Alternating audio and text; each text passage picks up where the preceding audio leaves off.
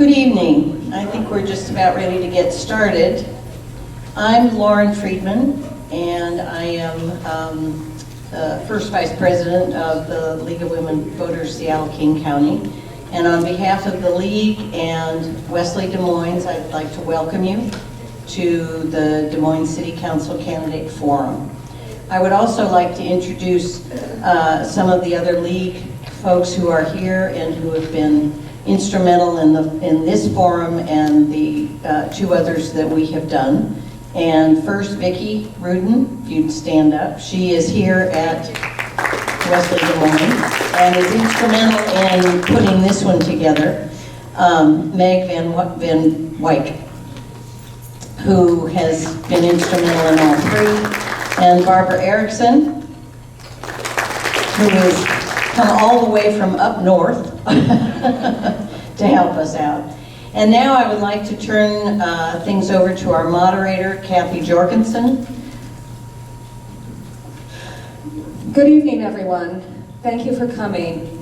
My name is Kathy Jorgensen, and I'll be moderating this evening's forum with the candidates for the Des Moines City Council. Our timers this evening are Barbara Erickson and Meg Van Wyk. They will hold up cards, timers, raise your cards, to help speakers stay within their time limits. It is the League of Women Voters policy to not allow any video or audio recording of our forums unless it has been authorized in advance by the League. Our videographer, Tim Ryan, is recording this event. We have a link to the recording on the League's website. We will have a link to the recording on the League's website within the next few days and on Wesley's own channel 370. Videos of other League forums are available on the League website, which is www.lwvskc.org. Other forums are also available for viewing on the website. Let me say a quick word about the League of Women Voters. The League is a national, nonpartisan, nonprofit political organization whose purpose is to promote the informed and active participation of citizens in government. Our goal for tonight's forum is to provide city residents with the information which will help them be informed and knowledgeable voters. The League does not endorse candidates. It does have positions on issues, and such positions are reached after study and consensus. You can find more information about the League on the membership tables at both sides of this auditorium. Okay, does anybody need an agenda? Okay.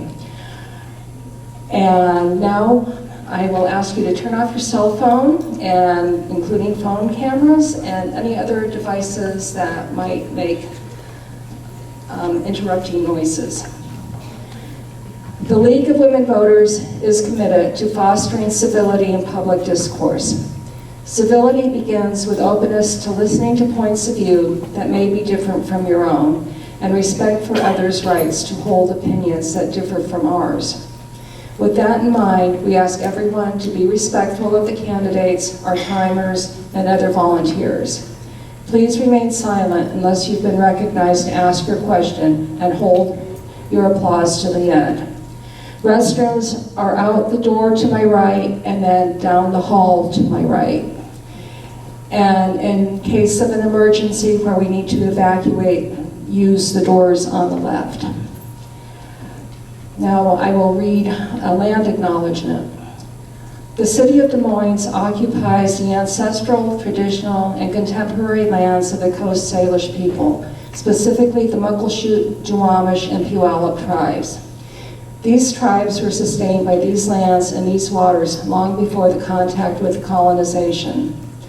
We further recognize the ongoing relationship of dependence upon and respect for all living beings on earth, sky, and water. In offering this land acknowledgement, we affirm Indigenous sovereignty, history, and experience. Now, on to our panel of candidates. The Des Moines City Council consists of 7 members elected in staggered years for 4-year terms. City Council members establish city policies and laws, adopt an annual budget, approve appropriations, contract for services, and grant franchises. All council members are at large, meaning that they serve the city as a whole as opposed to a specific district. These seats are up for election this year, positions 2, 4, and 6. We invited all 5 candidates to participate in the forum, and they are all here. In order of their position number, we'll ask each candidate to make an opening statement of no more than 3 minutes. Following the opening remarks, it's your turn for audience members to pose questions of the candidates. I ask that the questions be directed to an issue that is likely to come before the City Council. You'll have 30 seconds to ask your question, and the candidates will have 1 minute to answer. I'll then offer each candidate the opportunity for a rebuttal. Rebuttals must be no longer than 1 minute. Please keep these time limits in mind and keep your eye on the timer so you'll know when your time is up. League volunteers have index cards and pencils for you so you can write down your questions in advance if you would like. Raise your hand if you would like a card. Okay. We'll give everyone in the audience a chance to ask questions before taking any follow-up questions or multiple questions from the same person. We'll then give each candidate 1 minute for closing remarks, and this will happen in the reverse order from their opening statement. Candidates, we'll ask you to introduce yourself in your 3-minute or less opening statement. We hope you might tell us why you are running for office, your qualifications to be on the City Council, and your goals for this coming term of office. Let me remind you again, candidates, to keep your eye on the timers so you can gauge your time as you speak. And we will begin, starting right next to me, Mr. J.C. Harris. Your opening remarks, please.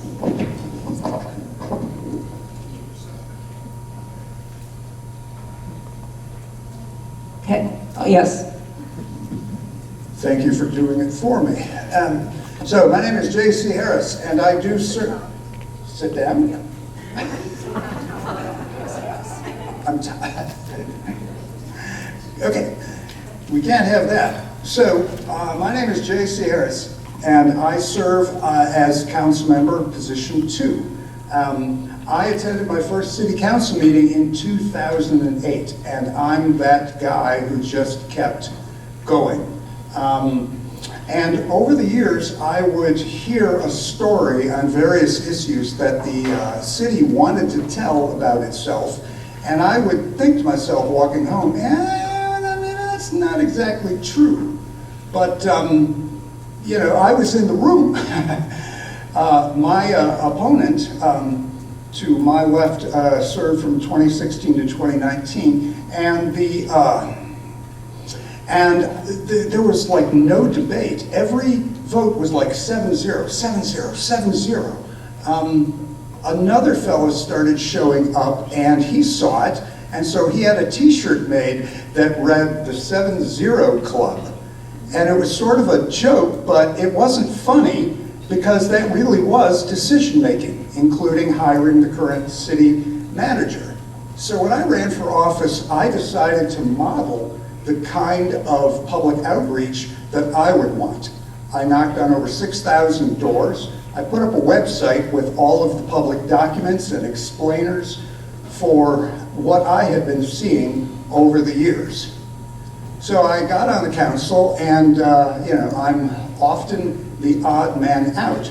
It doesn't mean that the ideas are necessarily bad. It means that basically every idea can be improved with more discussion, debate, and compromise. That still, you know, we need some work there. But the good news is that more and more residents are showing up, including one engineer who lives here who just tore various aspects of the marina proposal to shreds. It was wonderful, okay? Because when the public does show up, the council does listen. And so this election could not be simpler.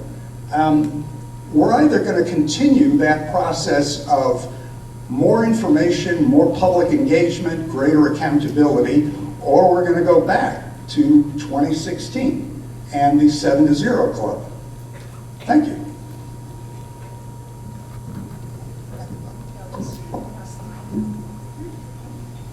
See you when.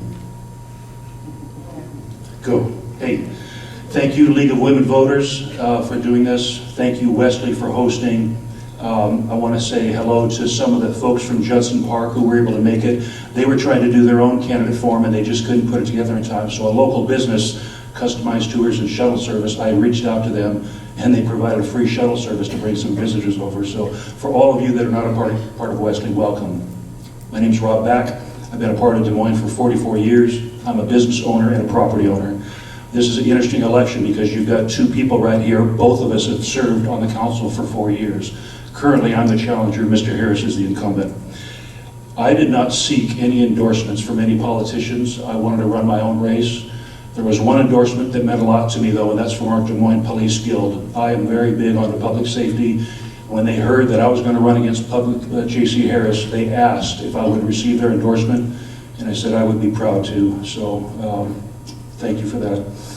I want to speak about my 4 years in office. When I was sworn in January 2016, the new council had convened, and we were faced with two huge issues. At that very first meeting that I was a council member, our city manager announced that he was going to retire.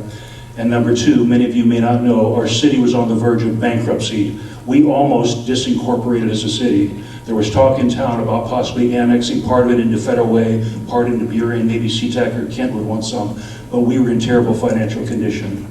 The first goal was getting a new city manager. We convened, we had a big candidate selection process nationwide. We got the community involved, City Hall involved. We did choose on a city manager who was not my first choice, but I had to work with him, and he's done a good job in my opinion. As far as our finances, it was a rough go for about 1.5 years, but the council that I was a part of, this is what I helped to achieve. We had consistently sustainable and solvent city budgets with appropriate contingencies. We were able to raise our legal contingency funding that exceeds national standards due to our actions. We earned a significant bond rating upgrade from the Standard & Poor's as well as Moody's. We saved the city over $500,000 through these bond upgrades by refinancing other projects. Now we're able to refinance other bonds as well for infrastructure. We gave significant increases for police and public safety, significant increases for human services. Most notably, we received our state auditor's report giving us a clean bill of health for the first time in many years. While I was your councilman, I also served on the board of directors for SCORE Jail. I did this for 3 years. SCORE Jail is owned by 7 cities. It was built in 2011, but the city of Des Moines was not part of the credit application process because our finances were in such bad shape. After we turned our financial situation around, I proposed that I gotta stop now. Our city refinanced to jail. We got a lower house payment, and we're in way better financial shape than we are now. I'll have more to say later. Thank you.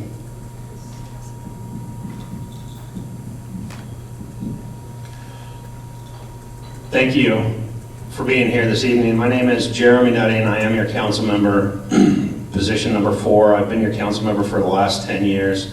And in those 10 years, we were facing bankruptcy when I first got on council, and we've created a sustainable budget through the foreseeable future.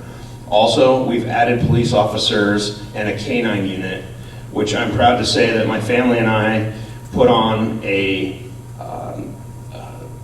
gala mixer to raise the funds for the K-9 unit and managed to get the money for the unit and the officer. We've taken and one-time funds being used for one-time projects. Also, we've used our partnerships with jurisdictional partnerships for projects in Redondo and the Marina.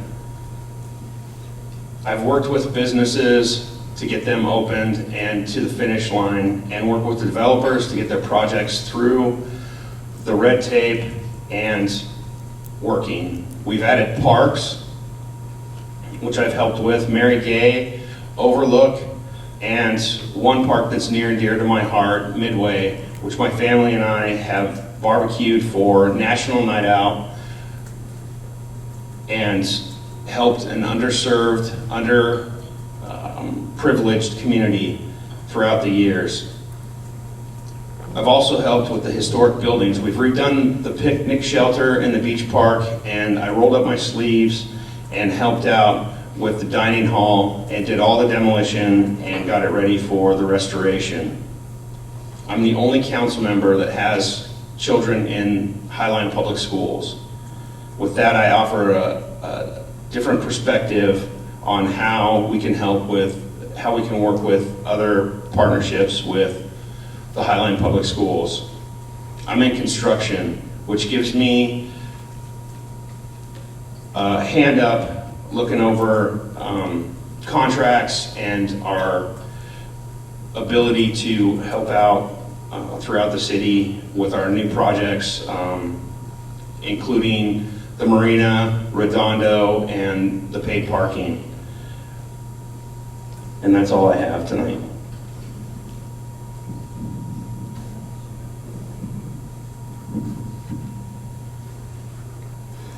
Good evening. My name is Christine.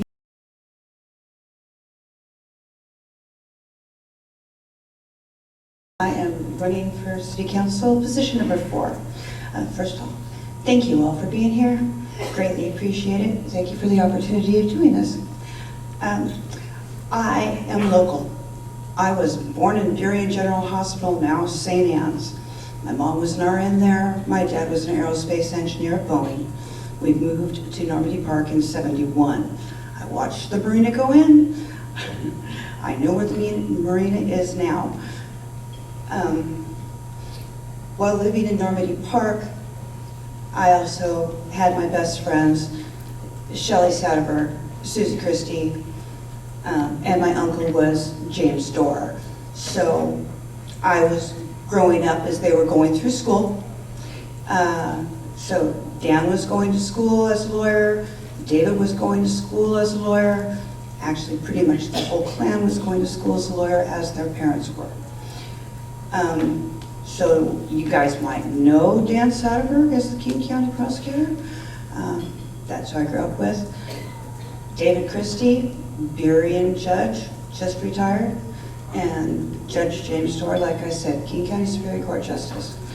What a lot of people don't recognize is that not only do they take care of the parks and everything, they also write the laws. The laws that the police use to arrest people and the laws that the judges use to rule upon.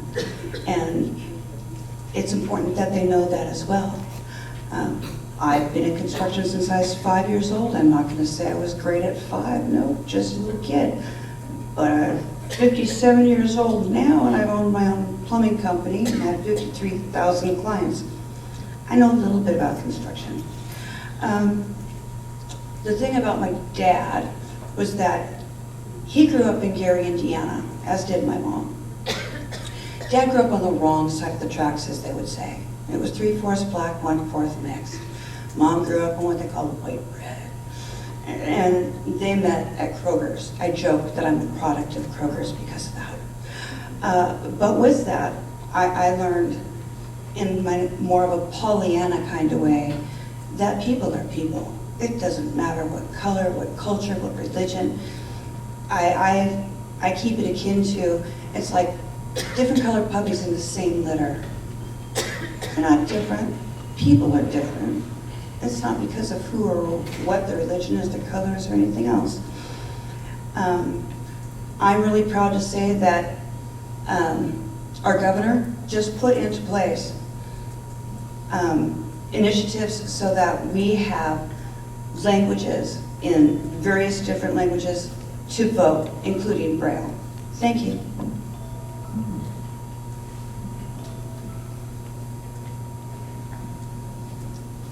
Thank you so much. My name is Yoshiko Grace Matsui. I am running for position number 6 here in Des Moines City Council, and there's The table stops right here because I am running unopposed, and there is not another candidate. Your eyes are not deceiving you. But I wanted to take the opportunity to come meet with you today and also to field any questions that you may have of me, because I'm a strong proponent of making sure that we have a very informed elector group base of voters who are involved in city issues, civic issues. And so I want to say thanks to all of you participants who are here. I can see folks who live in the Marina District. I can see folks who live in Lower Woodmont, Upper Woodmont. I can see Redondo folks scattered throughout the crowd there. So thank you very much for being here. I moved into Des Moines in 2007. I had previously been working and living in Tacoma, and my apartment building was going condo, because I don't know if you're familiar with Tacoma, but every 5 years or so, it's gonna have a renaissance, and it's gonna be the hottest new place for people to move. And so 2 of my apartment buildings were converted into condos, and I had to move twice. And my dad was also looking for housing at that time, and we decided to split the difference, a true midway story. He was working in Seattle, I was working in Tacoma. Well, I had a bit of an advantage because my sister Catherine already lived in Des Moines. So she married a man who went to Mount Rainier High School, and she lived up here on North Hill. And so she knew that I was looking for a place to live, and said, you know, I think my neighbors are moving. And I said, really? Why do you think that? And she said, well, they pressure washed their garage. And I thought, well, never doubt your older sister. So the next time I was over there, I walked up and knocked on the door and said, hi, I'm Yoshiko. I would like to buy your house. And they said yes. North Hill has been a fabulous home for me. I got to watch my nieces grow up there. I got more involved when I was elected to the King County Water District 54 Board of Commissioners in 2015, and that really gives you a front row to politics in Des Moines. If you don't know, sometimes those utilities, they know when permits go in, they know when projects are on the horizon, and they are one of the ways that I got introduced to the ongoings and learned about even the new construction that was happening here at Wesley. I've been a strong proponent of public service my whole life. I work at the City of Seattle in the Human Resources Department, and prior to that I worked in colleges and universities for about 12 years or so in student activities. I'm glad to be here. Thank you very much, and I hope to get some of your questions on those cards. Oh, I get to keep it. Hey, I'm going to ask the first question, and then we will take questions from the audience. And so we'll pass the mic this way. And my question is, what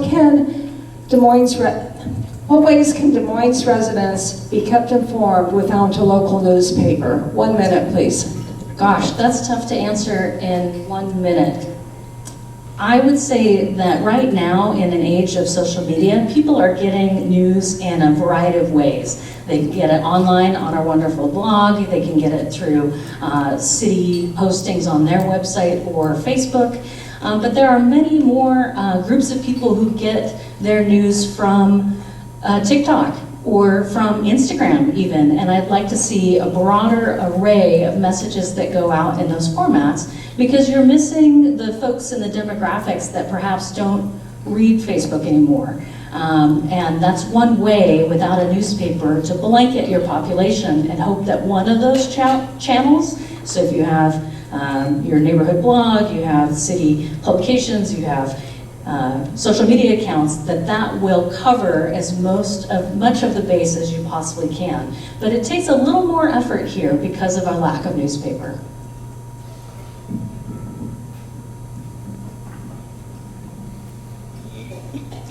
Well, if you haven't seen JC's blog,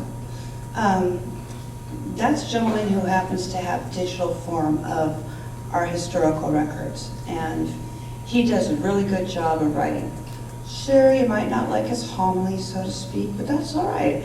And I'm also starting my campaign website so that it will have the stuff as well, different than his, because no reason to repeat. So when I have it up, which should be up in the next week, I want you guys to check it out. You'll find out more information about me, and it's going to be interactive. So if you guys have questions or statements or whatever that you want addressed, send it to me. I want your voice heard. Thank you. Thank you.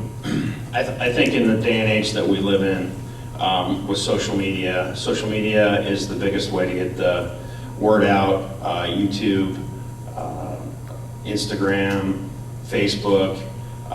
We do have the City Currents, a magazine that goes out. Yes, it's a challenge to get the information to all the people. At the same time, I mean, we've got 32,000 people in Des Moines, and it's a challenge, and it's something that we face day to day. So I would concur with that. I remember when we had the Des Moines newspaper back in the 80s, and it was a good source. It was a weekly paper that came out for people to be informed. Our Waterland blog does help. That's probably the best source of news in my opinion. Social media outlets are obviously a good way, but I hear there's a Wesley cable channel that you guys have, so I wish there was a specific to Wesley, something on your channel that gave ongoing news, including what's in the City Currents. Most importantly, our Citizen Advisory Committee, which I was part of forming, that represents the 9 different neighborhoods, so a lot of news and information needs to get out from individuals to their respective neighborhoods. I would highly recommend that. I'm not in favor of a sitting council member having their own website to get the news out, because that can be very skewed. Thank you. The answer is the city should develop its own phone app. It is my belief that basically every human being, well, pretty much from about 9 up to 90, has a phone. And we can provide an app that will allow them to perform all of their bill pay, provide a calendar of any events that we have, to provide news. It's just a fact that most of you, the vast majority of you, interact with the world via your phone, whether you prefer print or not. And the bonus is that this would enable us to reach almost the entirety of the population in the event of an emergency situation. And that is my primary concern. Again, we should have a phone app. It's the one commonality to every person in this town. Thank you.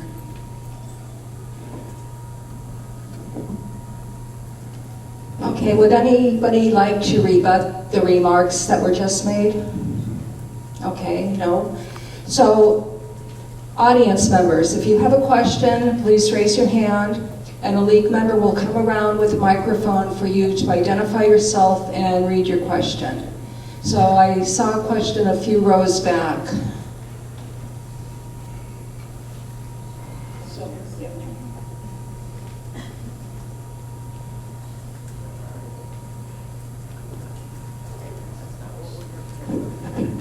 We didn't have to write on the card, you just say you ask a question. Okay, initially, everyone was going to come up. Good evening, thank you all for coming. My name is Matthew Renner. Some of you might be familiar with me. My question comes basically from this. There are people who I love and care for who live in Des Moines who are either seriously considering or have already committed to moving out. The reasons can be summed up in 2 ways. One, quality of living is going down, i.e. crime and other things, and the cost of living, i.e. taxes, is going up. How are you as council members going to directly, indirectly, going to rectify that situation? Okay, we'll start the answers with Mr. Back. How many minutes? 1? 1. So as far as my priorities, I have 3. Public safety, public safety, public safety. If we don't have a community that feels safe, then we have lost all sense of community. When people are trapped indoors, it's not right. I might be just a one-trick pony if that's my only concern, but when I was on the council, I did so many ride-alongs with our police officers to see what they were facing and what their needs were. So I'm all about supporting our police. While I was on the council, I was part responsible for creating a fully staffed police department for the first time in 15 years. We've also got a two higher head officer in training program as well. So as far as taxes, I don't like paying them as much as you do, sir. So, but I'm all about public safety. Thank you.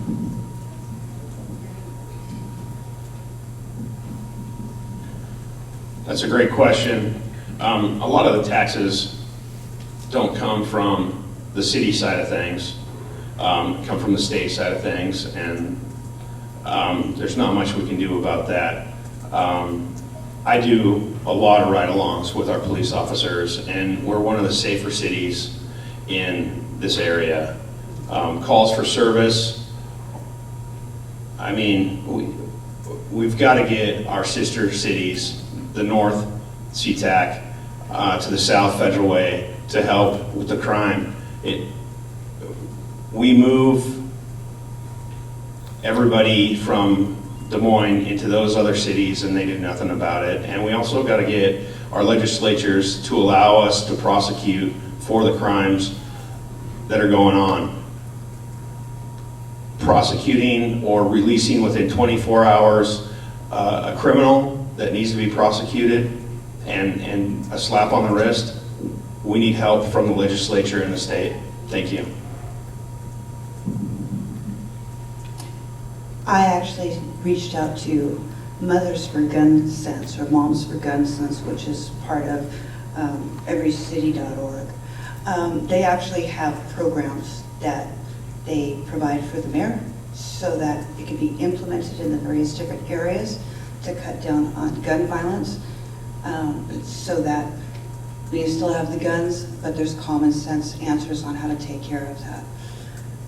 Taxes, I won't raise them. It's like, I want to take care of the Masonic retirement home. And people go, how are you going to do that? I go, well, I want to make it a naturopathic university.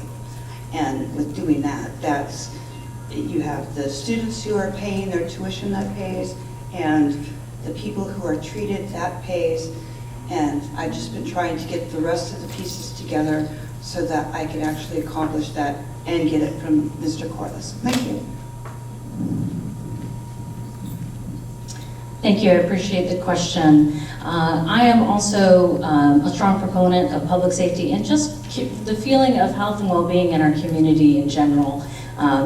I work at the City of Seattle and Department of Human Resources, and I am part of the police and fire examination unit. And so actually my job is to help recruit and do testing, promotional entry level for police officers and firefighters. So I'm acutely aware of some of the challenges that we have in recruiting and retaining some of our police officers, not so much here in Des Moines, but nationally.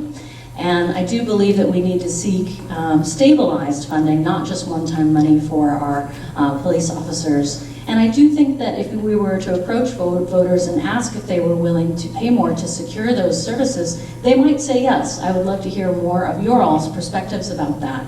But we must up and do what we can, whether it's focusing on community risk reduction measures, revitalizing and really empowering our neighborhood watch program, and things like that. Thank you.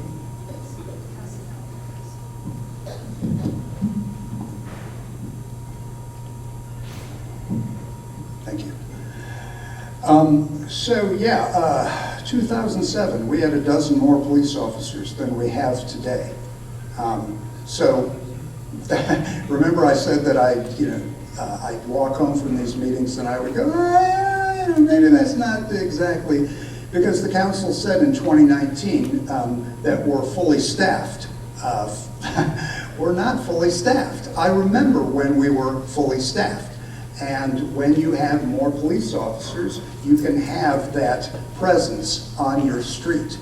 You can have any amount of tech you want, but there is nothing that makes people feel safer and that makes just the whole neighborhood uplift when you have a police officer on your street.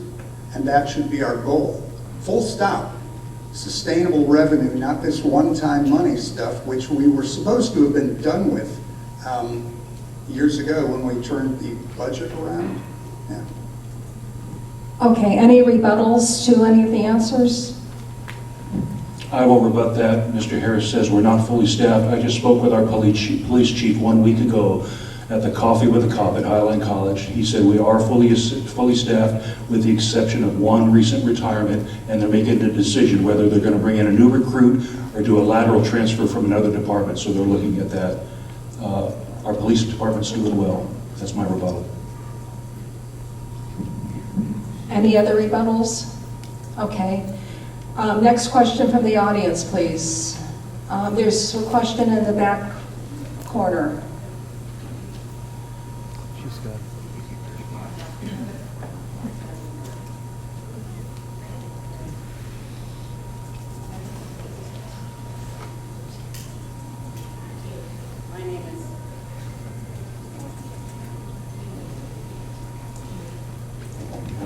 My name is Sandra Mock, and I'm a local realtor.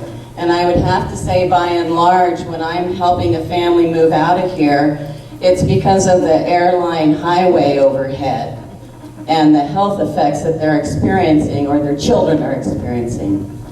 What do you plan to do about holding the port responsible for the noise and the pollution that is raining down on us? We'll start with Mr. Nutting. That's a great question, thank you. As you guys know, the port has just as much authority as a city does. And with that being said, as a council member, I will continue to work with the port to mitigate those issues and with the state to look at the siting of a second international airport to help the traffic go down. And I appreciate Quiet Skies for all the work that they've done, and that's all I have.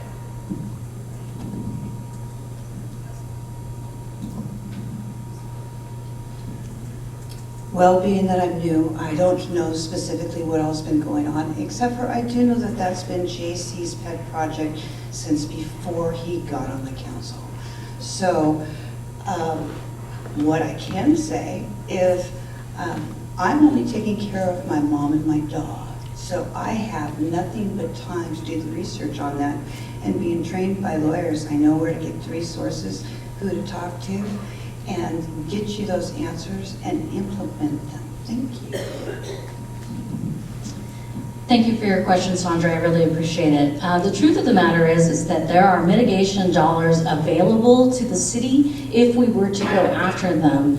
The city of SeaTac has gotten millions of dollars in mitigation, including funding for our new community center.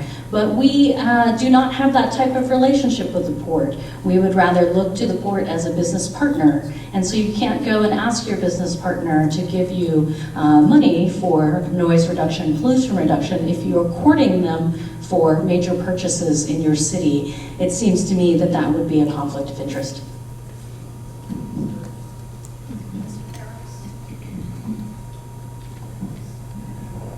The city of Des Moines is captured by the Port of Seattle. It's as simple as that. We spent a ton of money fighting this thing called a third runway project. And basically every government since then has had this idea of try to partner with the port on various economic projects, and somehow it will redound to a gold mine. And a good example is the Des Moines Creek Business Park and the FAA building, which are tax exempt.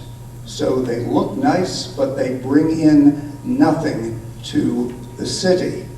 And now we have so little money, we can't even fight back in a constructive fashion. So go to ctacnoise.info to learn more, because it's about to get a lot worse Gang? Yeah, I also remember the Stop the Third Runway campaign, and what a waste of money. We're not going to stop that from happening. The airport is getting worse and worse. Sandra, thanks for the question. I don't like the jet noise. However, I chose to live here because I wanted to live near an international airport. I also, because of the jet noise, property values are lower, and I've been able to invest in several rental properties because of that. So I'm trying to work it for my game, but I don't like this whole jet noise issue. It's just, it is nonstop. So last thing, while I was on council, I did speak before the Senate Transportation Committee on Senate Bill 5370 that was sponsored by Karen Kaiser to address the idea of getting a committee together to cite the location for another airport because we can't keep growing here. Thank you. Thank you. Any rebuttals? Yeah. Okay. If you take away nothing else, a second airport will provide absolutely no reduction in a single flight or any amount of noise or any pollution from this airport ever, ever. They will just keep filling up and filling up and filling up. And if you care about the pollution, as I do, and the noise, go to ctacnoise.info, and I'll tell you what Mr. Back was referring to is what they call the airport discount. Essentially, you are getting a small amount of lower property taxes in exchange for taking years off your life and that of your children. It's no joke. The health impacts of the long-term exposure to your children who go to our schools are permanent. Thank you. Okay. Thank you. Next question. Okay, there's one in the back on my left. Thank you. Okay, thank you. Thank you, I'm Diane Collier. I'm interested in what your policy is at the moment, particularly those of you who are current council members, on the question of unhoused persons. I don't know what the city policy is, but certainly it is a growing problem. It will be an issue that all of you need to deal with in the coming years. Are there policies in place for those organizations that are willing to do some help in that area? Thank you. Okay, we'll start with Ms. Puzos.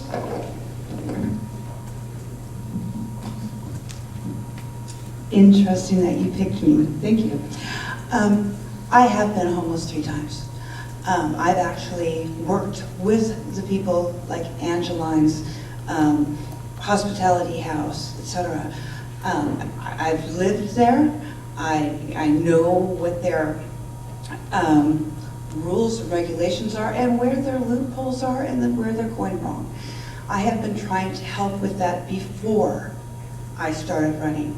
So I don't know the specifics of what the city has in place, but I know that I can help, and I've even already asked Adam Smith if I would be able to. So there you go. Try it. Thank you. Well, I think that there are many things that are so wrapped up and so complex about our current situation around the unhoused. I would say that my personal belief is that there is this conventional wisdom that's turned out to be false, that many people believe that unhoused people come from somewhere else. But really, they choose to be in a place because they're usually from that place. And I think as a volunteer long-term here at the food bank, I've come to recognize that there are many folks who live in this area who are unhoused or on the verge of becoming unhoused, or perhaps live in their cars, who want to stay here because they are from here.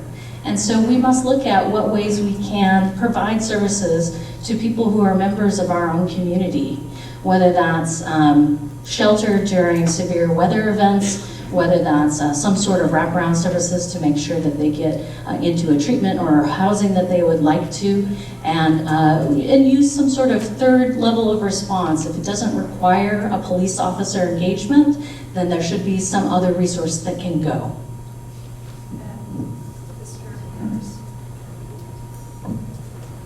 Thank you. So as with so many things, it comes down to money. I wanted to point out that the city of SeaTac, this is one of those airport things that people don't connect with always, but the city of SeaTac gets $1.4 million a year in a public safety account. And they can use it for any number of services related to sex trafficking and people who are on the street. We get ZIP. So we do something very nice. We'll give a few $1,000s a year to various programs, and that will help 3-4 people, which is wonderful. But that's not $1.4 million. The other thing I want to say about it is that I want people to make a distinction between the different types of people who are unhoused. I don't like this idea that we tend to lump everybody together, despite the fact that they have many different needs. Thank you. Mr. Babb?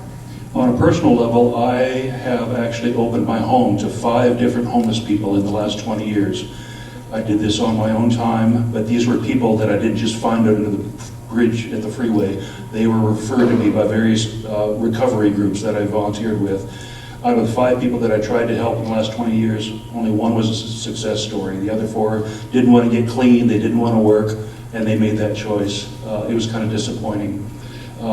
As far as what a government can do to help, we need help on the state level. The county hasn't done a whole lot. My personal belief is it's going to take some partnerships with the faith-based organization, because they've got a heart to help, but they've got to do it within city parameter. The city of Burien had 4 or 5 churches that tried to create a program to help homeless people, and the city had to shut it down because they didn't work together. So I would rely on the faith-based group to help us, as well as help from the state level. That's my opinion. Thank you.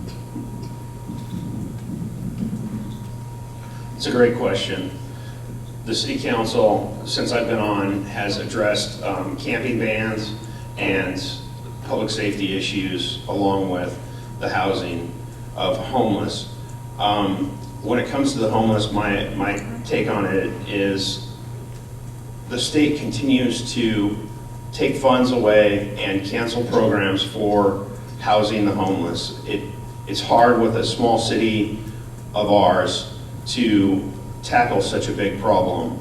We need more help from our legislatures and from the state to get us the programs that we need. We have 2 mental health specialist positions in the police department, so our officers don't have to respond to anybody in crisis, and they also are equipped, our officers are equipped with pamphlets to direct our homeless in the right direction to get them help. Thank you. Any rebuttals? Okay, next question. Okay, 3rd row back on my left. Oh.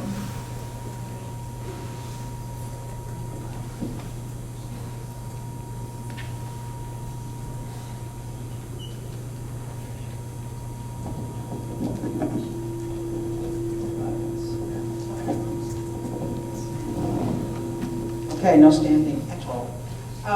So my name's Louisa Bangs. I'm a former city council member. And I have read on the blog those candidates that are running. I'm looking forward to reading the rest from the other 3 once they answer the 10 questions. So I want to understand from the revenue perspective how we're hearing that we don't have revenue, but we do have revenue. We don't have economic development, but we do have economic development. I'd like each and every one of you to explain the revenue piece and how you propose to get our economic development moving. We'll start with Ms. Matsui. Well, Well, I think that in response to your question, the unevenness comes from what we are currently relying on, which is the federal ARPA money that will be expiring. And so if there is a high of revenue that's coming in right now, there will be a low when those revenues expire. On the other hand, the cost of inflation continues to grow up, and as the gentleman behind you said, our property taxes continue to go up, but we're not recognizing or receiving many of the services that I think citizens are interested in. And so I believe that economic development is a tremendous challenge. We have a population here that needs services, and we are looking for revenue streams to gain them. One way would be to encourage more business in Des Moines, which would bring us that B&O tax. But I would also challenge us to think, what do we want as a citizen and resident here that we would be willing to pay for? Because if you were to say, I want more parks, I want more police, I want more streets, I want more potholes filled, that costs money. So where would we get that money from? Ultimately, you will need to decide.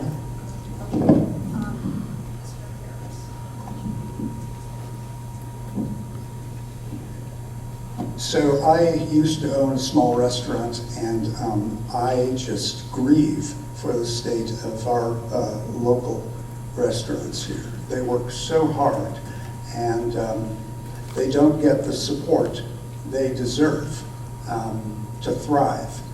And I care about that as a member of the city council, because we need that revenue. Okay, it's in everybody's best interest to have a thriving downtown. It is not optional. Okay. The other thing is, my father-in-law used to have a thing. He'd tell me, when you waste $1, you're really wasting 2. It's the dollar you waste, and then it's the dollar you don't have to do something good. And I'll give a couple examples later on. But if we spent money a little bit better, we'd have a whole lot of other options. Thanks. Yeah, this has been a challenge for a long time. Des Moines doesn't have a lot of huge businesses. We've got no big box stores. We have no major car dealerships. We have a lot of little shops. I have longed to see another grocery store right where the Dollar Tree is someday. And but the QFC that was there, the Albertsons before, they couldn't make it. You had a full-service grocery store with a bakery, a meat department, a produce department, a dairy. They had a deli, they had a wine shop. And you can't have a full-service grocery store when the average shopper is only buying 3 items, a newspaper, a cup of coffee, or a 6-pack. And so you have a full-service grocery store that's being used like a convenience store. That's not sustainable for them. So I'm not surprised QFC closed. When I was on the council, I personally reached out to Trader Joe's because I thought that would be an ideal place for a Trader Joe's, but they said it would not increase their market share. Most of the Burien people and Federal Way people would just transfer here, but they would unlikely have any new customers from that. So it's a challenge. Thank you. Thank you, Louisa, for the question. The budget part of things, we're solving it through the next 5 years. Yes, there are some ARPA funds, but those will be dealt with in the coming years. We're totally solving what we've added to our reserves. We're looking good there. As it comes to economic development, we have a lot of deadbeat building owners in town that refuse to do any upgrades or refuse to change their buildings, change the facade, do anything to help create the economic development. As the chair of the Economic Development Committee, we're doing everything we can to get businesses here. With the building of the light rail up on the highway, we have some opportunities up there. Thank you.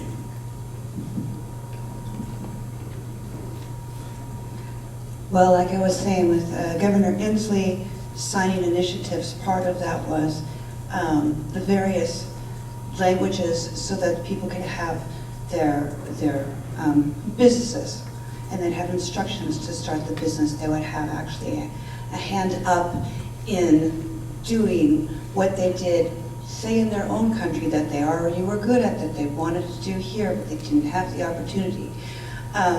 Buildings with the Masonic Retirement Home back as it was supposed to be, where it's actually for the people. That's our castle on the hill.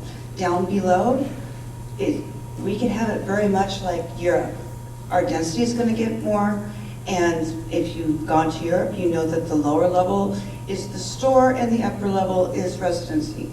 How high we go would depend upon how high the city would allow it without bothering too many residents. I can go on, but I passed the mic.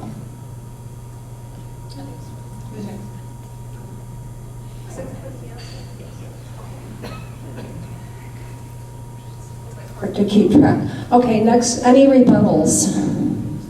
Okay, no. Next question from the audience, please.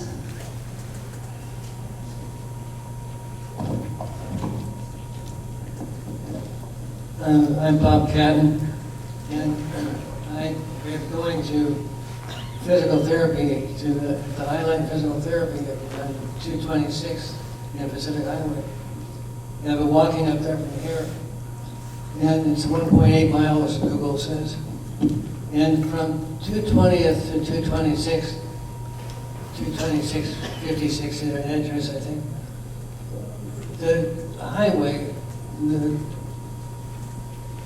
all the properties along that are there, and they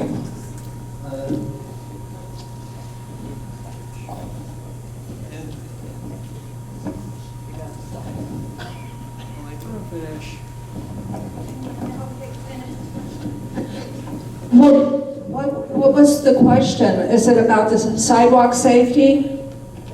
no, it's about the railing that's there to keep people at the bus stop, to keep people falling down about 10 feet.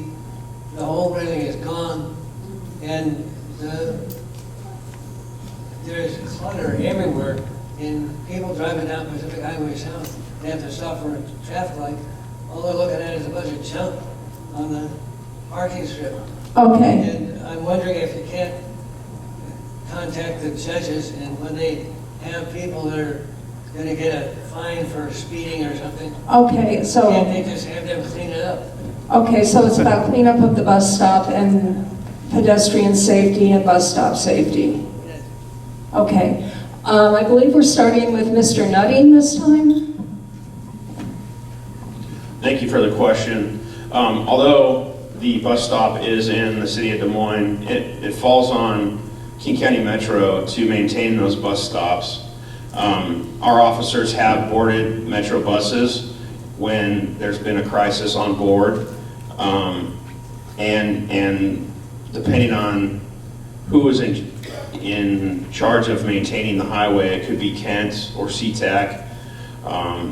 But it's not on the city of Des Moines to maintain the center median or those bus stops. So there's not much other than trying to work with our partners to get those cleaned up, and putting, I guess, for lack of a better term, our thumb in the middle of their foreheads to get it done. Then that's all we can do. Thank you.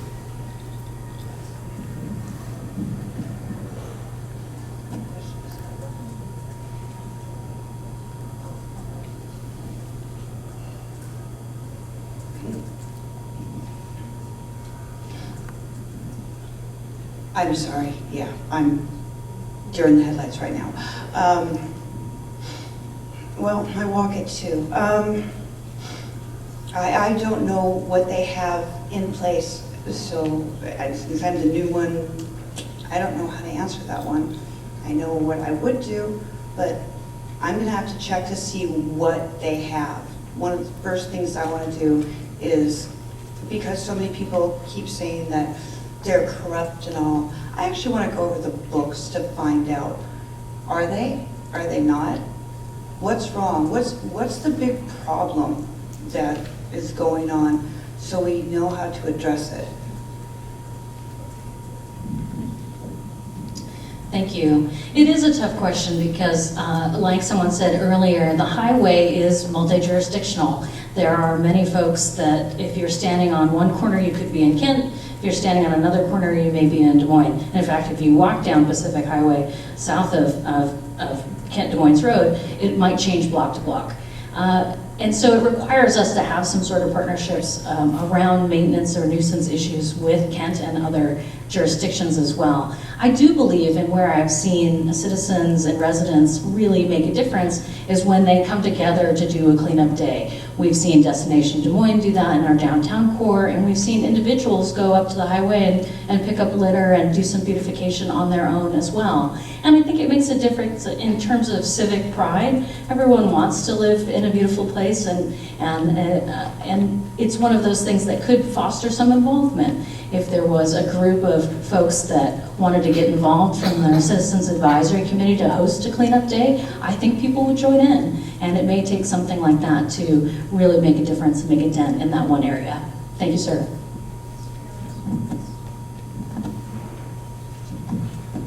Thank you.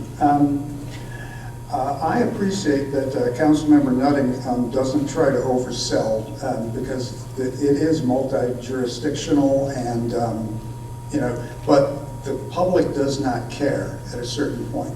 They tend to see everything as either finger pointing or that we're surrendering. A couple of years ago, the city of SeaTac, there's a regular Department of Ecology grant where they will pay professionals to do cleanup along highways and roads that are particularly dangerous. It's thrilling when residents, put on a vest and do neighborhood cleanups, but things like Pacific Highway are, they're challenging, they're dangerous, and if we can get a state grant to do that kind of work, we should do it. So when the next cycle comes up in 2024, I sure hope we apply for it. Thank you. So the way I understood the question is kind of a two-parter thing. We do have a code enforcement department that does their best to try to get private property owners to clean up their act if there's a huge amount of garbage and junk. As far as the dangerous railing, that's where I would either refer folks or do it myself to reach out to our public works. They've got a fix-it form we could do, even online. And so if there's something that is a liability to the city, we've got a public works department that will get right on that right away. In general, sidewalks, all of that, I would love our city to be more pedestrian friendly. I'm extremely concerned about Kent Des Moines Road. We've got all that multifamily housing and no sidewalks and some very, very narrow shoulders with rockeries nearby, and boy, after dark, that is very dangerous. So I wish our city was more pedestrian friendly. And be safe, sir. Thank you. Okay, any rebuttals? Okay, next question from the audience, please. Okay, third row on my left.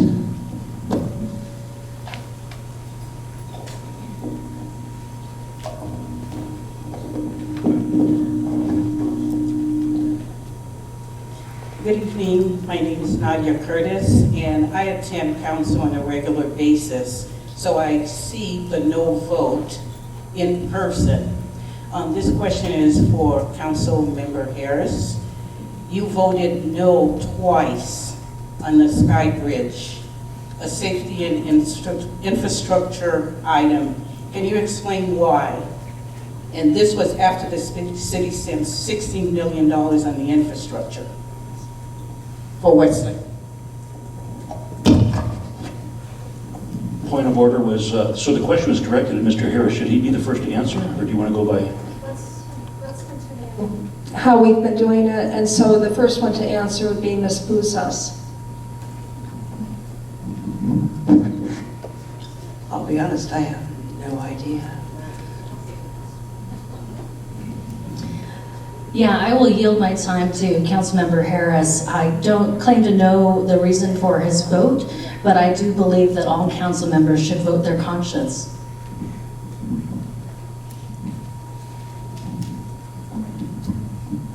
I voted no for a couple of reasons. One, it's an easement, and with easements, we should be compensated.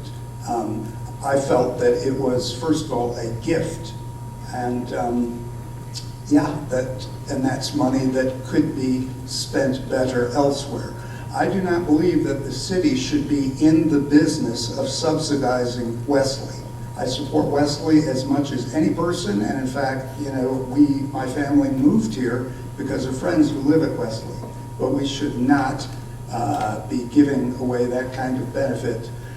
And more than that, I believe that it detracts from the beauty of the city. It's as simple as that. The city looks much better without the Sky Bridge. That's it. I'm disappointed with that reply. Where our city hall is located, that was property given to us by Wesley. Our city hall is on former Wesley property, and I mean, we have been a partner with Wesley since we incorporated as a city. So anything we can do to help bring that campus on that side of 216th and this side together, I want to bring community together. This is a public safety issue, ladies and gentlemen. There have been fatalities on South 216th, and elderly folks in walkers having a hard time getting across the street. We need to provide safe crossage across 216th. He had thrown out the idea maybe we should just do a tunnel if they want to get back and forth. That is inappropriate. When I was on the council, I was highly in favor of that Sky Bridge being built. I saw it as a public safety benefit and a unifying aspect to this Wesley community. So I was appalled when I heard that he voted against that. That concludes my remark. Thank you. All I can say is that Wesley's been a great partner throughout the years. I've enjoyed working with them on my 10 years on council, and it's a safety issue. It was, I didn't even give it a second thought when I voted for it, for you residents here at Wesley. Okay, any rebuttals? Okay, would you pass the mic this way, please? Indeed, I propose that it be undergrounded. And I want to point out that Wesley is tax exempt. And I moved here to raise a family. And if we do not provide the revenues to support our budget, we basically box out that next generation of families. So every time we give gifts to a tax-exempt organization, it comes at the expense of that next generation. And frankly, that has to be my primary consideration. As much as I love Wesley and support senior living facilities in Des Moines. Any further rebuttals? Okay, Mr. Back. I'll just add also, when this was in the planning stages while I was on council, the idea has been floated out there that after this Sky Bridge is built, perhaps the city could put some kind of moving video, moving scale language signage to announce community events. And if we want to put a big sign up there, Wesley's going to give that to us at no charge either. So it's a partnership. We're working together. I think this Sky Bridge is going to be a huge benefit for this community. That's all. Thank you. Any more comments or rebuttals? Okay. Next question from the audience. There's a hand up in the back. Sir, I believe this is your second question, but given that there's no, there's one in the front, second row.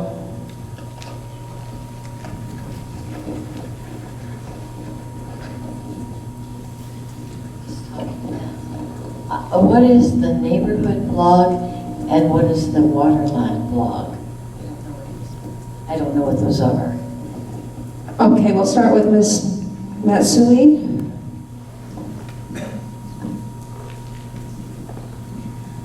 I'm probably the one who said neighborhood blog. The neighborhood blog I'm referring to is actually the Waterland blog, which is what is considered like a micro news site that is run here in South King County and is a fantastic resource for residents, covers local events. We have opportunity for op-ed pieces, advertisement. And so if folks want to go to the blog, does someone want to yell out the address? Waterlandblog.com. Waterlandblog.com. Easy to remember.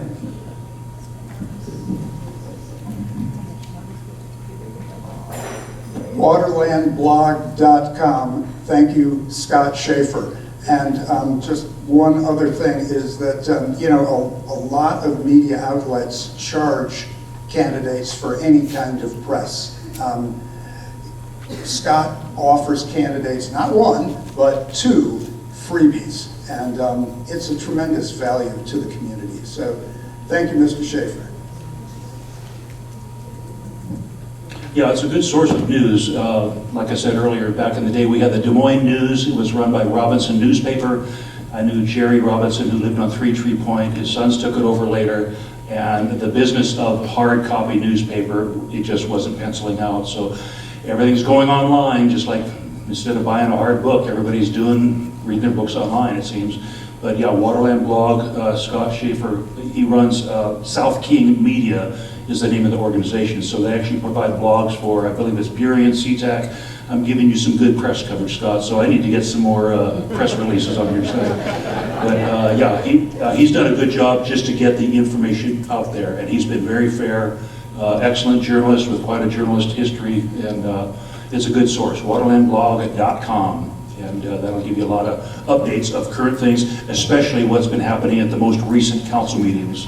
That's a good way to get some bullet points of what's going on at City Hall. Thank you. Wow, great job. There's not much more I can add. Waterlandblog.com. Scott Schaefer does a good job. Thank you.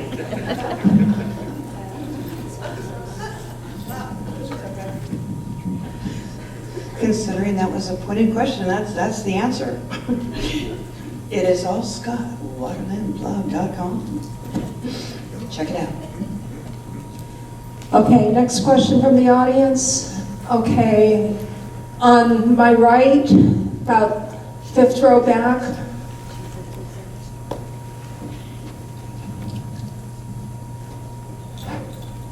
Hi, my name is Katie Radelich, and I would like to know what your stance is on the hotel and the marina. Personally, that would be taking away the parking lot for my family to go enjoy the marina and the concerts in the park and the fishing and quarter deck. Also, you've already addressed that we can't even keep restaurants, so what are we going to do with these people who come stay at the hotel if we have nothing in the city to offer them? Thank you. Okay, we'll start with Mr. Harris. Yeah, I was, you know, just, I don't even know where to begin. I have been against the hotel in the north parking lot thing since, you know, before it was even proposed, believe it or not. So the thing about it is that it was a complete surprise to at least some members on the council. That's the worst part of it, okay? 3 years ago, I proposed that the city put up a special website to educate the public as to what the planning would be on marina redevelopment. And we never spent the money. I mean, we budgeted, but we never spent the money. And the planning changes so many times that I don't even recognize it anymore. Thank you. So I confirm this information with our former harbor master before I speak to this. There was misinformation that floated. My opponent brought that information out and it got everybody in a panic. The pier that's at our marina was built in 1980, and that was built with it's called RCO funding, Recreation and Conservation Office grant funding. And that grant funding specifically states that that north parking lot cannot be built on. It's for the use of the pier. Now, as far as any idea of a hotel elsewhere, the big question mark is a lot of the land where the marina sits was acquired through eminent domain, and that restricts. You can't just turn around and let a private developer do that. So yes, the idea of the hotel has been floated. Some of that was a little bit of a surprise to me, but there was misinformation that a hotel could even be built on the north parking lot, and that's from the former harbor master. I had a long conversation with him, so that was not even a possibility. So I'm sorry for those of you that thought that that could have happened. Thank you. Thank you for the question. Yes, that was brought up in council. It was talked about in municipal facilities committee and in the economic development committee. The possibility of anything being built in the north bulkhead is next to impossible. Conventional construction cannot happen there. It's all fill. It's cost prohibitive for anybody to build on the north parking lot. Yes, we did pass the okay for the $25 million for the bonds, for the connectivity from downtown to the marina. But as far as any public funds going to any kind of construction, it's not going to happen. Thank you. Okay, so this is one that I like.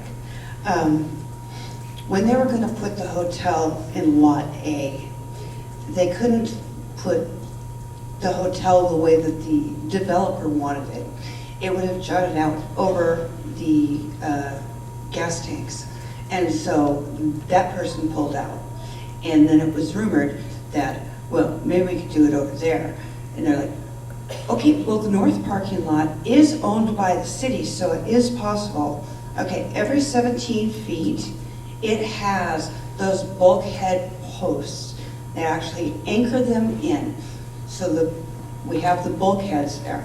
They couldn't do it, and yeah, it was always against that ordinance, that special rule. So I'm wondering, was it brought up because it was actually a thought, or is it look at my left hand, not my right?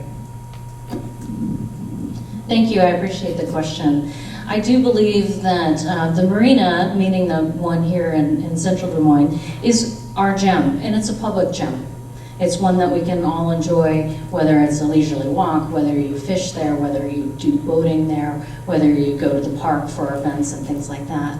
And I believe that placing a hotel in the north parking lot would basically move towards privatization, giving away our public space to folks, and it no longer being an amenity to everyone in the residents of Des Moines. And so I am not a proponent. I do believe that the marina needs to be leveraged in some way in order to be an economic engine for our city, but it's the right way.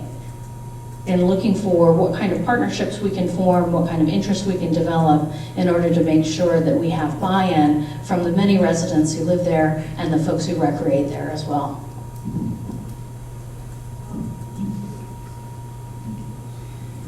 Okay, next question from the audience. Oh, I'm sorry, I forgot to offer a rebuttal. My bad. So, I'm sure some of you were at that September meeting at the community center, right? Okay? I videotaped it, and remember what I said about I'd go to meetings, and I'd go, well, you know, it's not exactly true. It's on video that they have a hotel proposal in the north parking lot. There's no misinformation, okay? This is the thing where it's embarrassing me to say you're lying, okay? But it just happens chronically. And I try to be polite, you know, and like just try to work around it. But they proposed a hotel in the north parking lot when the original developer was supposed to do it in the back, okay? And that's why you can't trust any of this stuff. And by the way, the original developer is in court in Tacoma for not paying their SEPA bills, okay? Millions. Okay, time. Thanks. Any further rebuttals? Yeah, clarify a little bit too. So the notion of public-private partnerships, there's a lot of ways where they can work. So there was overwhelming support of creating what we call harbor steps. From 223rd, instead of going down the steep Cliff Avenue, to create an ADA compliant, easy, wheelchair friendly, switchback ramp system and some steps with a beautiful water features and planting things. It was going to be expensive to do that, so the idea of a public-private partnership was floated that maybe a developer could build that for us and save the city money. Well, developers, they want to do stuff that can make them money too, so they were the ones that were proposing ideas but there's no way that something could actually be built on that north parking lot. Thank you. Any further rebuttals? And by the way, the city got their own bond funding to pay for the harbor steps themselves. Thank you. Okay. Any further rebuttals? Okay, I believe we have time for one more question from the audience, and then we'll go on to closing statements. Okay, there's a question in the first row to my right.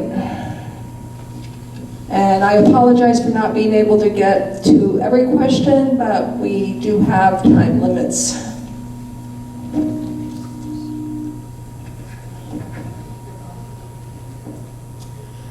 Well, first of all, I want to thank the City Council for the opportunity I've had to live here in Des Moines for 53 years. It seems like 150. Sorry. I have been involved in the Chamber of Commerce here and president many times of the North Hill Community Club. I've had a small business here as a music educator, and I just want to comment that I raised my own girls here, and they went on to get their master's degrees and did very well, having been raised in this community. Now I have 3 grandchildren going to school here in Des Moines. I'm particularly... Ma'am, what is your name and what is the question? The question is, I'd like to know what is in Rob Back's background, hobbies, interests, talents, sports, that enables him to support our Highline Community College and Mount Rainier High School and all the cultural events that we have, the summer parade. Thank you. What is your name? Gwendolyn Kosh. Okay, we'll start with Mr. Nutting. Well, I really can't answer that. I don't know what's in Rob's background other than he was an umpire, so I'll pass the mic, thanks.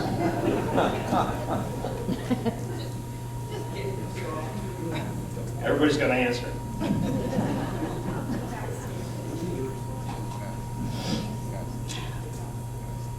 Don't know what's in his back, anything. In case you're wondering why I keep bringing up the governor and the stuff that is being translated, it's because I helped push for that. And that's also stuff I'm going to do with here. Thank you, and thank you for your support and continued involvement in Des Moines. I'll go ahead and pass that to Mr. Back.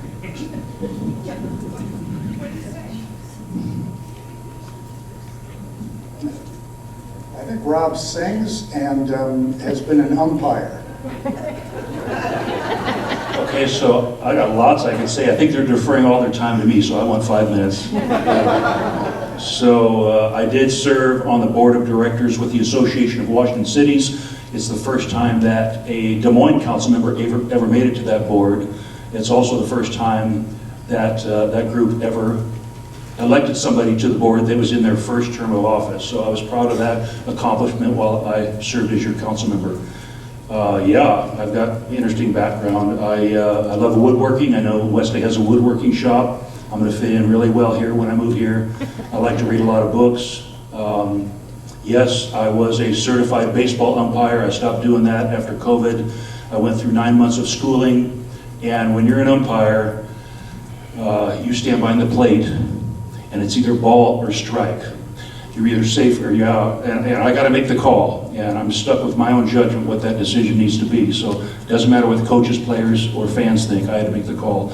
Lastly, yes, I am a singer. I took 6 years of vocal training. I've done solos, singing weddings, duets, quartets. I'm a baritone bass and a lot of recordings.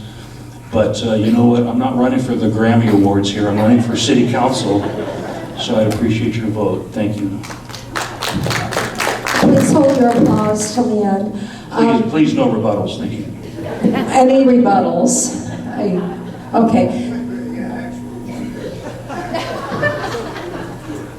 So here's the thing.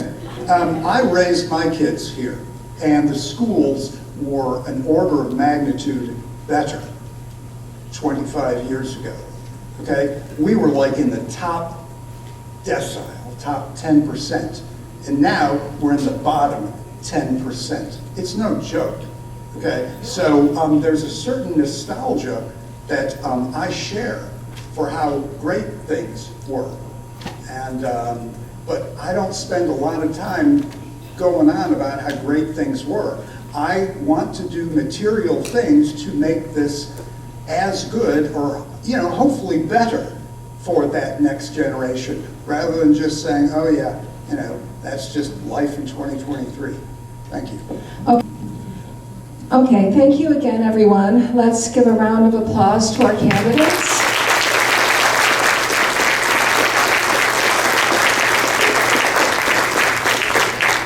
And before we close, are there candidates for other offices in the audience this evening? Okay, yes, would you please stand and identify yourself and tell us what you're running for? Yes, my name is Gene Oxiger, and I'm running to retain my seat on the Pool Commission. Okay, let's see, our volunteer is coming back to get you on the microphone. Okay, my name is Gene Oxiger, and I'm a current city council member, and I'm also a pool commissioner. It's one of the rare situations where elected people are allowed to hold two particular offices. It's state statutory law that says so, and I'll be on the ballot in November. Thank you. Okay, thank you.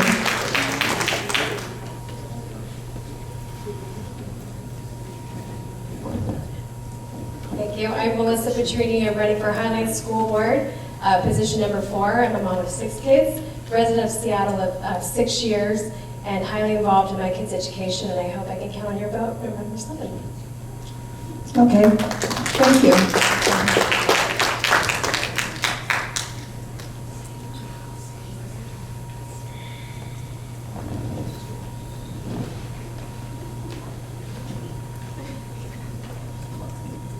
My name is Asia Pagos, and I'm currently a school board director for Highline Public Schools. I am also an educator. I'm a school counselor, master's in education, and I've been doing that for over a decade. I'm also a resident of Des Moines, a very proud resident of Des Moines for 16 years, raising my young family of a 3-year-old and an 8-year-old who are very happy. We've got some work to do. I'll agree to that. But this is what I'm here for, and I'm on the ballot in November. Okay, thank you. Thanks once again to our timers, and many thanks to our videographer, Tim Ryan. And if the members of the audience wish to talk to the candidates directly, and if the candidates are willing to stay, I would invite you to have a personal conversation. And again, thank you for coming out on this rainy night, and remember to cast your vote in a timely manner and get it in the mail in a timely manner. Thank you.